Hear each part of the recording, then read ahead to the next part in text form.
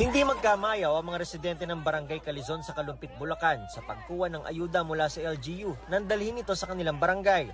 Dahil sa baha, marami kasi ang hirap na rin sa pamimili ng kanilang pagkain, kaya malaking bagay raw ang ayuda.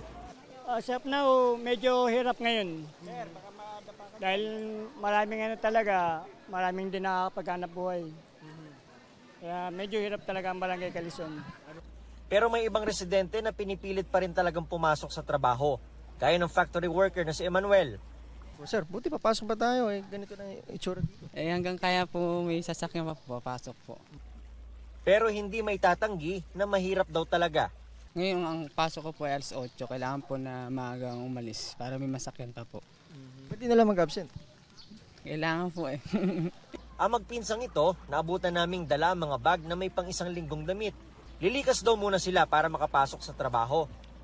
Ngayon po, hanggang saan na doon sa inyo? Gabewang po ngayon Ewan ko baka bukas hanggang dibdib na po yan Ba't po naisipan nyo lumikas na? Pumapasok po kayo, mahirap pagkapapasok Dito sa Barangay Calizon sa Kalumpit, Bulacan, hindi naman daw agad bumabaha kapag nag-high tide ang Pampanga River.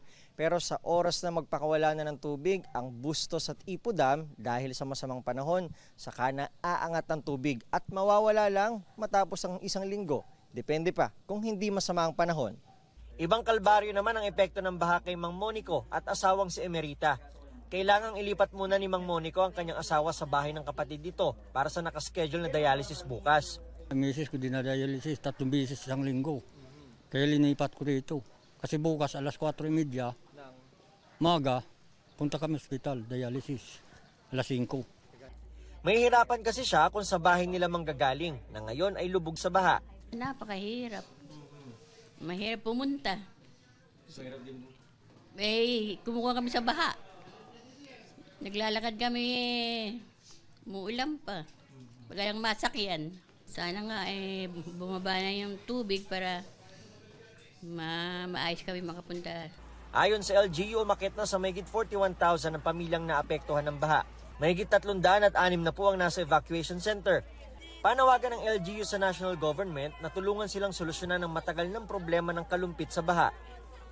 Dito po sa amin sa pamahalaang bayan ng Kalumpit, sa lokal, ang magagawa po namin is magkaroon po kami ng pumping station. Pero po, kailangan po namin ng tulong ng national, especially yung mga DPWH po, na makulong ang kailugan po namin. Kasi po, pag po nakulong ang kailugan namin, doon po na pwede po tayo maglagay ng mga pumping station para po pag humupa ang tubig.